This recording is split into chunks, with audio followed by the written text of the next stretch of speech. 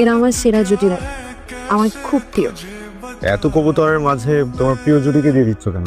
কারণ কাউকে কিছু উপহার দিলে সেরাটাই দিতে হয়, আর উপহার হিসেবে সেরা হচ্ছে প্রিয় কোনো বস্তু।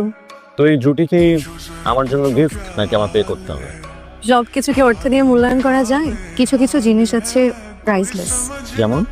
যেমন ভালোবাসা বা প্রিয় কোনো বস্তু যার সাথে আপনার আবেগ অনুভূতি নিবিড়ভাবে জড়িয়ে থাকবে।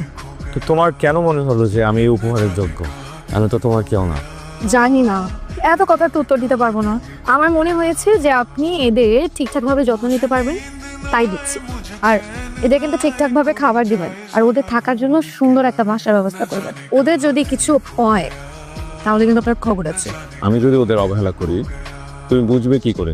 আমি ঠিকই বুঝতে পারবো, ওরা হচ্ছে আমার সন্তানের মতো। ওদের যদি কষ্ট হয় আমি ঠিকই বুঝতে পারবো।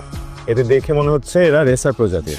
আচ্ছা, কখনো যদি তোমার আমাকে কিছু বলার থাকে, তো আমি তোমার থেকে অনেক দূরে, অনেক, তখন তুমি চিরকুট লেখে এদের ঠোঁটে দিয়ে আমার কাছে পাঠিয়ে দিতে পারবে না? মোটেও না, এসব হোয়াটসঅ্যাপ মেসেঞ্জারের যুগে এগুলোর কোনো দরকার নেই। আমি কি করে বুঝবো?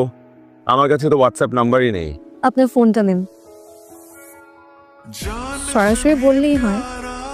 ওদের যদি কোনো অসুখ হয় তাহলে আমাকে বলবেন, ডক্টর নাম্বার আমি দিয়ে দেবো।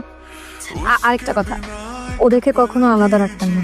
ওরা জোড়া কবুতর, একজন আরেকজনকে ছাড়া থাকতে পারে না, সবসময় একসাথে থাকে।